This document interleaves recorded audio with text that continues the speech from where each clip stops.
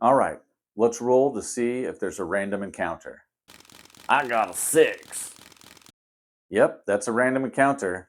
Now let's roll to see what it is. Looks like a ancient red dragon has landed on the path in front of you. Dude, we're only level 5. That hardly seems fair. My bad. Yeah, I read that wrong. It's actually two ancient red dragons. Let's roll for initiative. Well, we might as well roll up new characters instead. Welcome, hackers.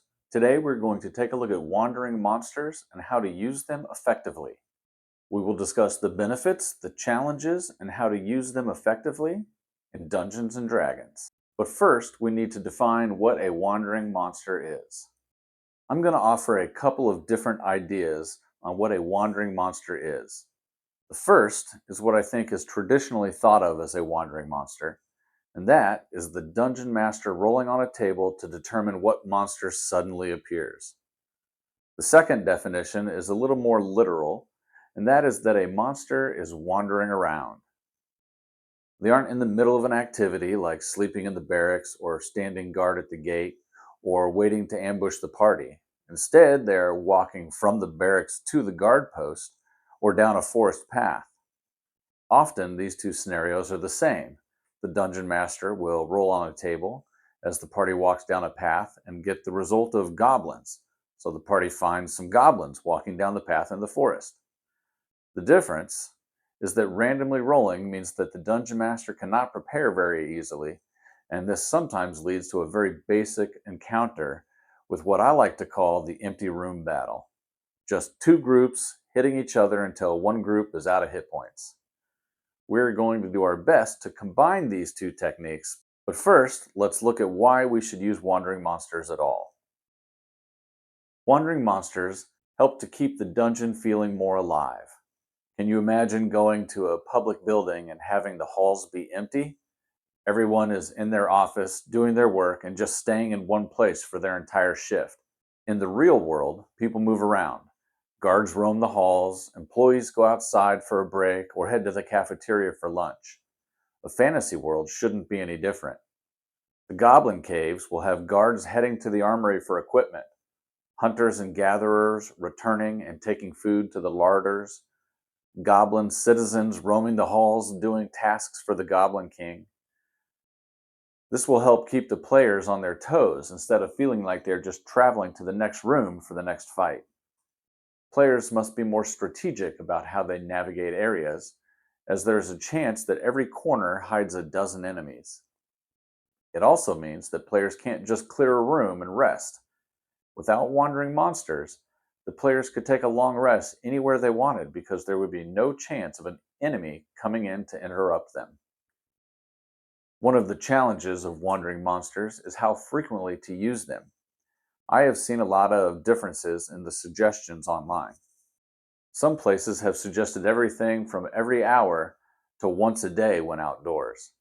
I found a resource in 2nd edition that said to roll a d6 every hour. That would practically mean every long rest would be interrupted with camping outdoors. Frequent encounters like this can slow down the game quite a bit. If your campaign is a little more sandbox style, this might be okay. But if your party is just trying to travel 5 days to the next leg of the campaign arc, well, that might be 20 encounters over several sessions with just random encounters. It is important to find a balance between too many encounters that bog down the game and too few encounters that the players get too complacent. There are a lot of resources for dungeon masters to find or create random encounter tables. The books, throughout several editions, have tables designed based on the environment, and there are many online resources that players can utilize as well. The current Dungeon Master's Guide suggests rolling a d20 and triggering an encounter on an 18 or higher. When the encounter is determined to happen, the Dungeon Master would roll on a table that has a list of monsters. The encounter would begin with the players and the monsters meeting in some fashion. At night, the monsters might wander into camp. In a dungeon, they might walk down a hall and come to an intersection at the same time as the party. The Dungeon Master's Guide would suggest creating your own tables to ensure that the types of creatures in the tables are appropriate to your campaign. A table can be of any size, and the Dungeon Master can determine the frequency at which these monsters appear. I'm going to make a slightly different suggestion now on how to create random encounter tables. I don't like just having a creature type listed and then having an encounter where nothing else is going on. The Dungeon Master can always make the encounter more dynamic on the fly, but most of the time, I find that random encounters are just two groups slogging through each other's hit points. One solution would be to have a table with more detail. Instead of an option that said a wolf, maybe the option would be a wolf that has a creature cornered in a tree. This gives the Dungeon Master a little more guidance and makes the encounter a little more interesting. It gives a feel of a living world instead of the feel of a video game where the monsters are just waiting to be attacked. Another option is to have a table with multiple columns.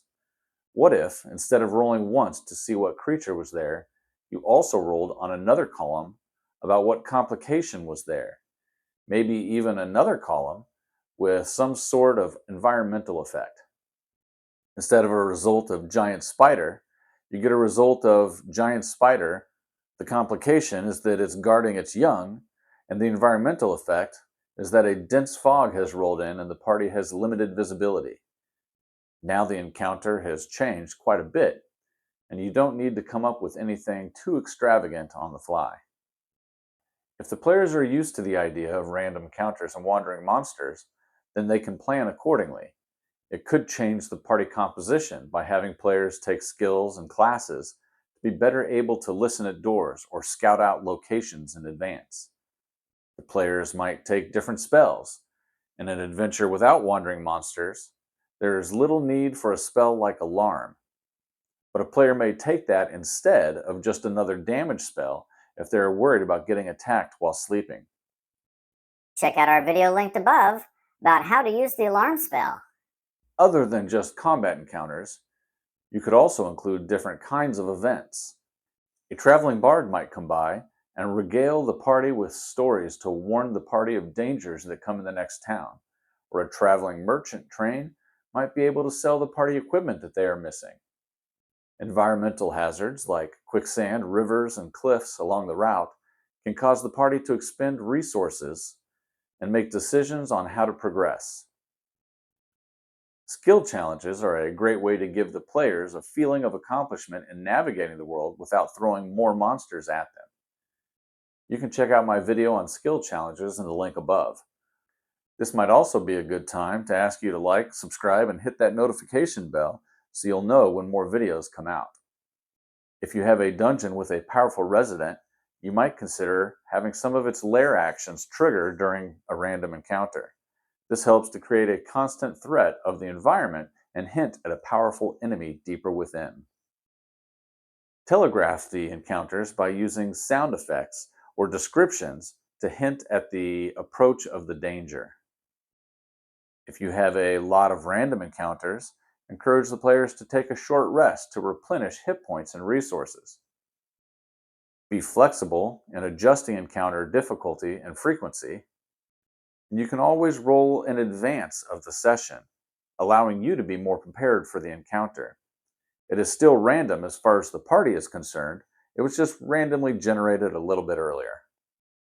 In a recent poll, about 75% of you said that you use random encounters. Tell me in the comments below how you used them and how it went. If you are one of the 25% that doesn't use them, are you more likely to use them now that you know what they are, what they're good for, and how to create them? Check out the link to my Patreon in the description below, and until the next time, keep on hacking the dungeon.